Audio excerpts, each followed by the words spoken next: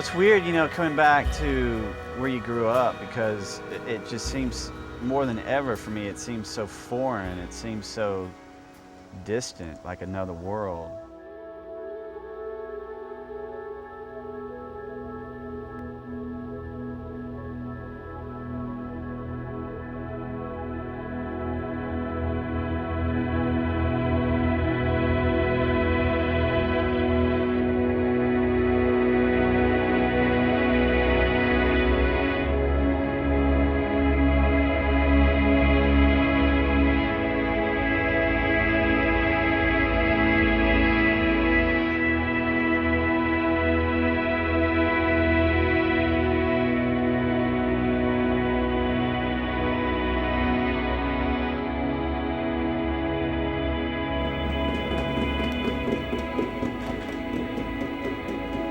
The term that people have actually used to describe the music of Hammock is kind of southern ambience.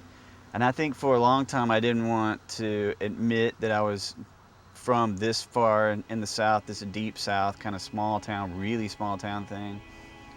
But now it's like I am who I am, and you know, in some ways this shaped me and formed who I am. So I feel like with Hammock, instead of trying to talk about it in lyrics, I felt like the music kind of inhabited this place, and this place inhabited the music.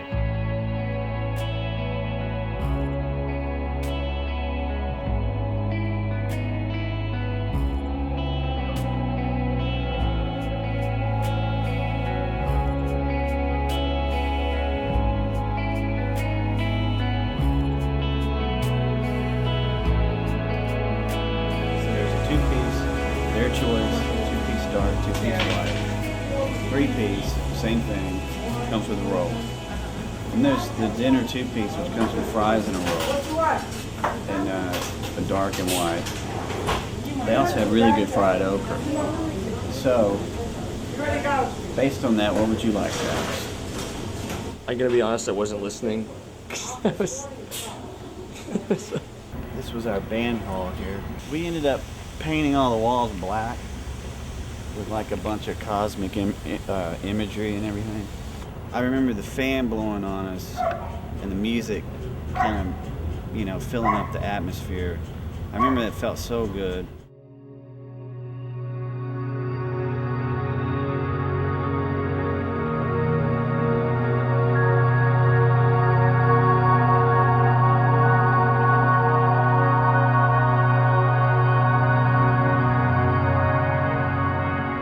There's a sense of isolation with me because, you know, I was interested in art, I was interested in music. And when I first heard music with delays and verb and all that, and, you know, being in a small town, it's like, oh my God, it was just like, you know, to me, that's what music was supposed to be. And there's a simplicity to like growing up in the South, you know.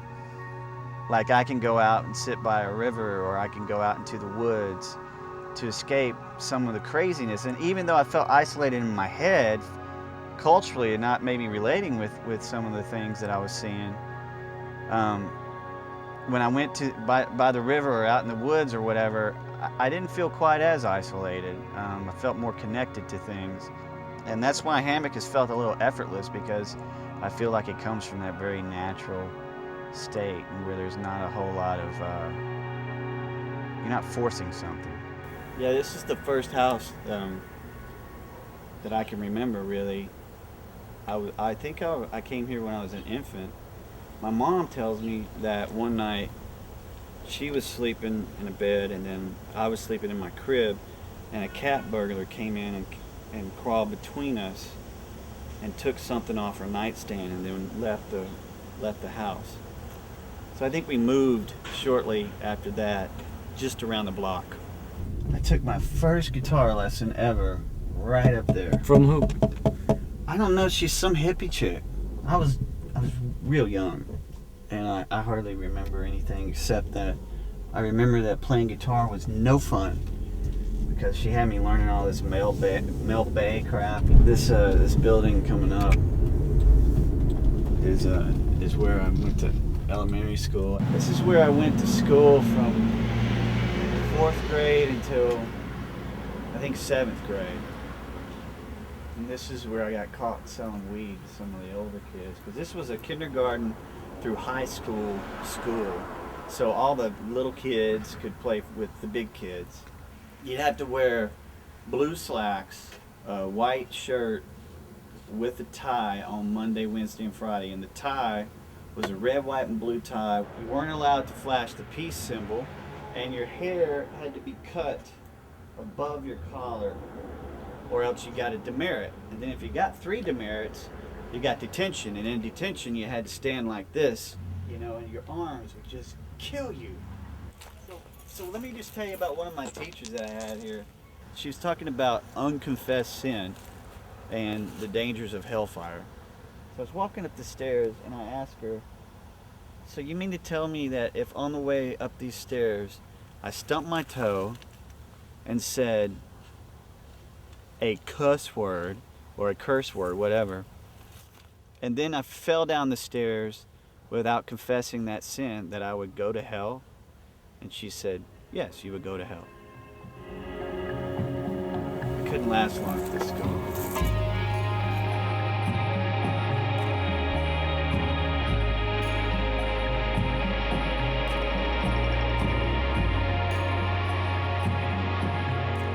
I had this youth pastor.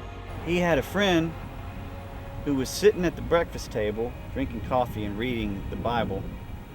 And as she looked up, she saw a demon sitting right outside on the patio. So she jumped up and chased the demon up the tree, went all the way up and rebuked the demon in the name of Jesus.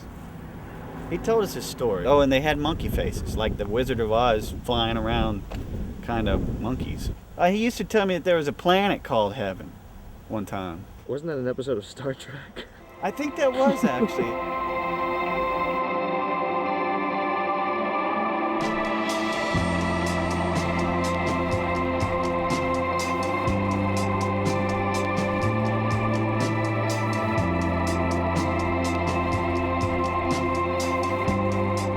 You want to see where I rented my tux for my high school prom? Yeah, of course. Come on. Who did you take to the prom? A girl named Christy, I think. No, Kim. Her name's Kim. I can't remember her last name. It was a last minute thing. This is it. Mr. Tuxedo. They also specialize in fine prom dresses as well. There were a couple that I was like... You went to more than one prom? Well, no, it was like a formal where the girls asked the guys, I guess. And one other thing. And one I really don't remember, really, because it's a mixture of chemicals, I'm ashamed to say now that I'm older. And I think the music has a mixture of joy and happiness and victories and total tragedy and sadness and melancholy and defeat. So yeah, there is that bittersweet of like, you know, some people have said it's very peaceful. It makes them feel, you know, some kind of transcendent thing.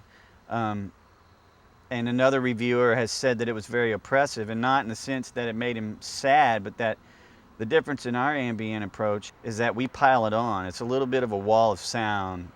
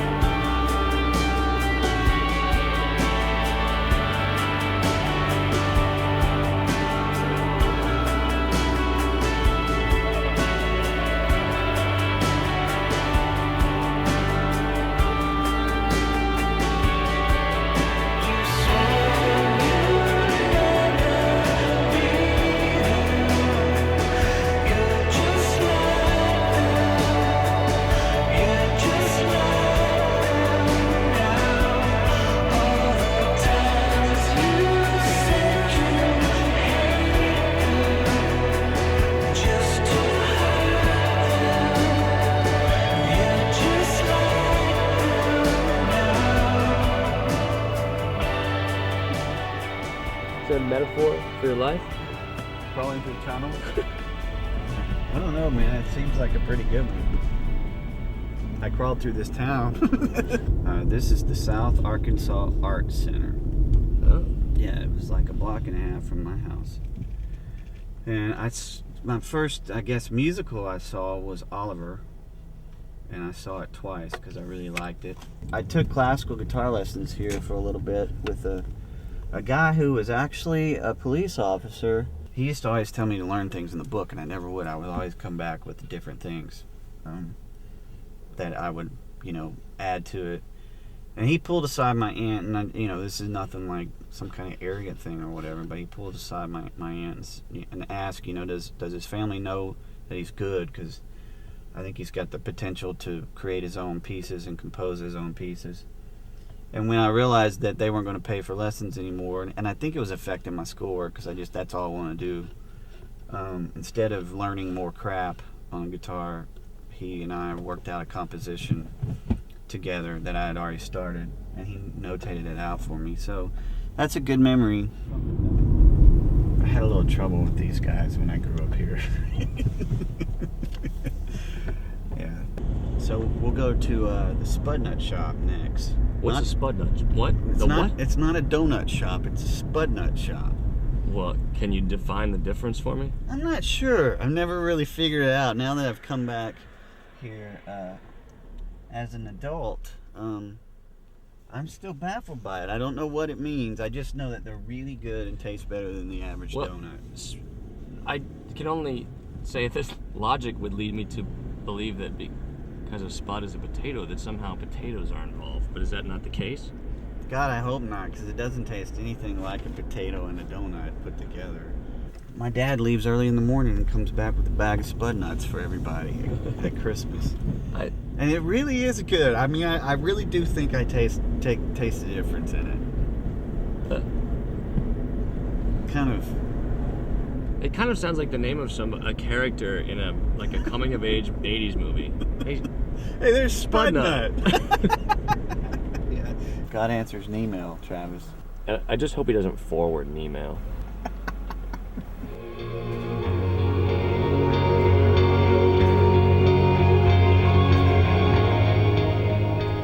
I had a friend who was hit by an 18-wheeler. He was on a three-wheeler or four-wheeler or something and was dragged underneath. I had another friend who had played guitar with us, and he shot himself. I had another friend who stabbed himself in the chest, and then probably the one that's closest to me is the one with my friend who had the van. He was probably my best friend. The van was faced this way, and it kind of blew our friend out this way into a creek, and then my friend Byrd just kind of fell over, and then our friend he came up and tried to pull Byrd out of the van, but when it happened, there was a church up the road, and they heard the explosion, and they drove down here immediately and called the fire department, caught a couple of trees on fire, and I can't imagine what would have happened since his lungs were filled with gasoline fumes. The next day at school, I ran into somebody, and they said, "Have you heard so-and-so's in the hospital?" And that was our friend. And I said, "No." He goes, "Well, it was a fire. He's in ICU." And I said, "Well, Byrd was going out with him." He goes, "Well, yeah, it was in a van. Byrd's dead, and our friend, is in the hospital." And it's just, so sudden. I usually go back to his grave pretty much every time I'm in town just to, pay my respects, check in.